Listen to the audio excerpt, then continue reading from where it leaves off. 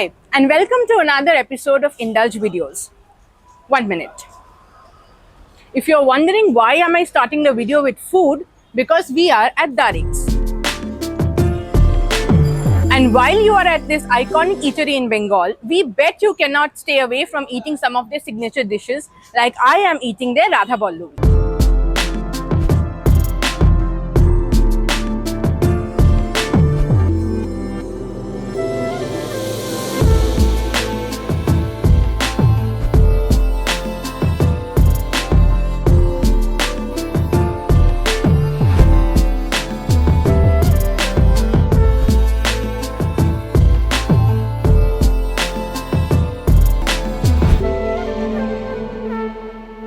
And now we are standing inside this eatery and we have a host of signature dishes in front of us. We will be speaking to the fifth generation entrepreneur Rohit Raj Ghosh, who will tell us a lot more about the history of this place, which has been lauded by icons like Rabindranath Tagore.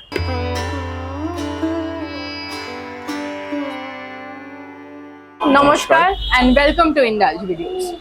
So you have this amazing eatery, this iconic eatery, and you're a fifth generation, I believe. Tell us a little bit about the history and how it was instituted. So we started our journey from 1885. Dwarik Ghosh was the founder, our forefather. He started this shop in the year 1925. So his journey 40 years prior started from Shyambazaar. That is a place near Shyambazaar. So that was the first shop. He shifted base from Neechpalia, Howrah Patihal, to Kolkata to set up his sweet confectionery, and his middle son, like the second son, Nishikanta Ghosh, had taken the business to a different height altogether. It was initially known as Dwarikanath Ghosh and Sons Limited. Then it became Dwarik Sweets India Limited because it had a tie-up with the East India Company back during the day. So we would be the first who had started catering services during that time, vegetarian catering. So this building had a restaurant on top and buildings nearby at Bagh Bazaar also. So it was a proper sit and eat kind of a setup where there used to be separate cabin facilities for families and women customers who used to walk in. And it was so called that the food used to be so heavy and like wholesome that people didn't require to have dinner post that. We had eminent customers in the form of Rabindranath Tagore. He was instrumental in calling Dwarik Banglar Prothom Rasashrashta.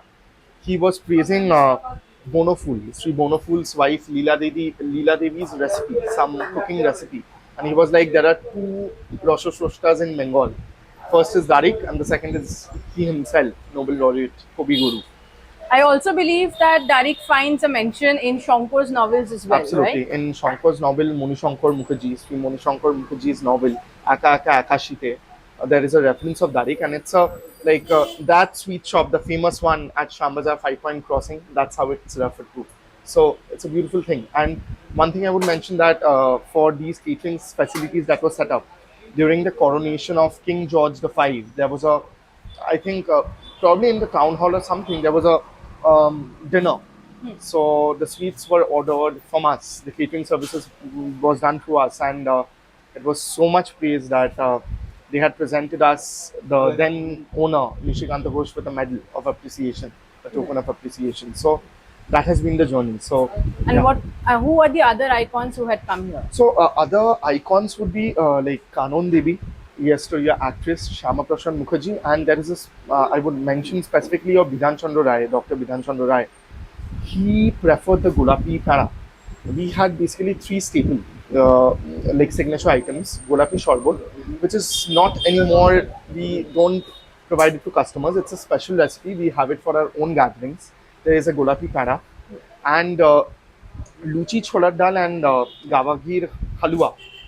It got revamped into Radha Bollubi and Anudra. Right. So there was Shyama Prasad Mukherjee and the royal families of Nator, Lalgola, Kuch Bihar, Bardhaman. They were all our customers. So tell me, what are you going to serve us today? So today I'll first talk about the savory items. It's a traditional breakfast for Durga Puja. It is the revamped version we started from 1972 during the opening of our Lal Bazaar outlet. So there is Radha Bollubi Aloo Dum, along with that Shingara, This has a variant in Fulkopi Shingara during the winters. This is vegetable chop. This is a more modern variety. And this is the traditional khasta kochi that we all prefer. A traditional Bengali lunch, a wholesome Bengali breakfast. I'm sorry. So, if you are to recommend people, because during Durga Puja, people will be traveling all over, and there will not particularly be a sense of time because when you are looking at the pandals and pandal hopping. So, what would be a morning to evening, recommendation that you would give? So a morning recommendation would definitely be try out our breakfast. It's a very traditional spread we have, and during Durga Puja you feel connected to your Bengali roots. Along with that, in the sweet items, I would suggest a shorbaja. This is kind of very different. A shorbaja. It's full of very syrupy. This is personally my favorite. And along with that, we have a variety, the Lavanya Sandesh. Right. This has been like people have been ordering it for their weddings or their top tours and everything. So you get a variant in Nolen Gur also during the winters. Then we have our Himshako Sandesh, which has a filling of jelly. Because Durga Puja Mango now, jelly? mango jelly. Right. So the reason why because Durga Puja, like during Durga Puja, it's warm and humid. So people enjoy this, this sweet scent of mango. Right. Along with that, we have a lot chom chom, which is again a very traditional variety. We have a lobongo lotika, and during Durga Puja, that's why we started it from Janmashtami, so that it just gets into the spread and people just enjoy this. And along with that, I would make a special mention of this mango sandesh. This is also very subtle because people have become like probably our generation has become health conscious and they want a lesser sweet variant. So this would be the quality. And আচ্ছা গৌতম দা তুমি একটু আমাকে দইটা দাও না I would make a special mention since pandal hopping people would be roaming here and there, and so I would make a special mention of the mishti doi. The mishti doi is not very sweet, it has a perfect blend, so people usually love it. So you can try the mishti doi from us, and the mango doi we just started it a couple of years back and it's been selling like hotcake ever since. Right. One thing which is very interesting to know that when an eatery works through generation, and you are the fifth generation, similar thing also happens with the chefs, because the chefs who started this eatery will not Artisans, be yeah. the same people today. So how do you maintain the flavors in that? So definitely we have our recipes documented, like the signature ones. So we have had artisans who have supported us for generations, and now usually the artisans come down from the districts of Midnapur, and then Badwan, Hooghly, Howrah, all these surrounding areas. So if there is a senior resource person or an artisan in the industry, so they give a hand holding or an on-the-job experience to the newer ones. So that's how the legacy gets passed on generation after generation, or the teachings or the learnings. So and they ace it or they pick up the newer recipes. Probably many times they give it their own sweet punch or something, and probably something good comes up. Right. So one very important thing today, because you're from this generation, is social media. So how has social media helped in a revival of the way in which people visualize what heritage places are? Social media has, I guess, played a very huge role and impact, because now the entire generation, not only ours, probably our parents, even our grandparents to an extent, are on social media. And since it's a 140-year-old brand legacy, so we are trying through our Facebook posts or social media penetration something to tap the customer mindset to reach out to more people at large. So probably the younger lot, the younger generation, since we had not been on the advertisement or the media glare for years now. So trying this out, people have become acquainted with the brand. People have become aware of the brand. So people remember us. People know us for this brand, and time to time we try to give them a dose of history also. Probably like reviving the history, the lost glory, or something of that sort.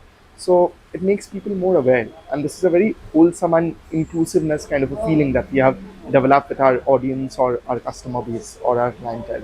Right. So Dwarik has been a first in a series of many, in terms of being the first eatery to have actually started the concept of chain stores, Yeah. the first eatery to have started Catering and railway catering and as well. railway catering as well. So, what is the next first that you're looking at? So next first probably would be a particular restaurant.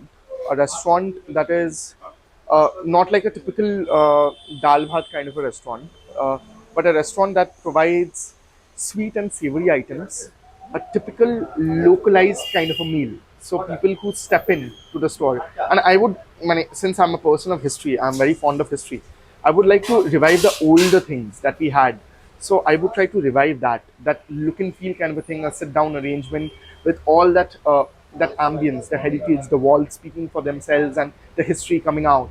So I would probably want to sit down kind of a thing and serve local kind of food, like say all these localized sweets that revive that old charm of Bengal, that speaks of Bengal and its history. So that would be a first for us, I guess. So, what is your first memory of coming to the shop? My first memory, it's been since childhood because probably I had gone here and there or coming back from school. My mother or my father had to pick me up. I waited here for a couple of hours and I used to think like, why do so many people come to our store? I wasn't aware of Dwarik's, but the brand. So, but it happened so that during my schooling days, my Bengali teacher, during Teachers' Day, I had taken boxes of sweets for my teachers. And they were like, oh my god, this is Darike Mishti. I remember her name was Purnima Roy. And she was like, oh Baba, it's Darike Mishti, tumi ki badi di chele. So it struck me that, and I came and told my parents that, this is how she reacted to it. And I feel so very different. And then they made me aware slowly and steadily of the family heritage, the legacy. And probably I also researched from my end to know about more about my brand. And ever since then, during my growing up years, like it's been so. Like that's how I got more connected to my brand. So, this Durga Puja, what is one absolute must that people should try out? Absolute must, I would suggest the Gulapi Kara from us. So it has the normal Chanar Pak along with a rose scented flavor. And since Dr. Vidhan Chandra Rai would write down on his prescription that any patient suffering from diabetes or sweet restrictions, you can try the sweet from Dwarik's. So Right. I would talk to the legend, like probably promote what the legend had promoted long back. Right. And the Lavanya Sandesh, along with that, say a Roshamalai or a Rabri, and do try our Mishti and Mango Doi. And we would probably be including the Chandrapuli and the Lavangalotika would be here to stay. Will there be anything special introduced for the festive season? So, since our varieties are majorly traditional varieties, the product flow or the product base remains the same all year round. Okay. So, we are not tampering much with the thing. So, you'll get it in more quantity. So, our stores will never be empty. It will remain open all the time with abundance of stock for And all our what are customers. the duration for the time? So it would open around 7 in the morning, 7:30. So it will open till about 9:30 In the evening. in the evening. So till late night, we'll try to keep it open so that people going out for pandal hopping or going elsewhere, taking sweets for their relatives or their close friends or something, they always find something to take away from Dwarik's.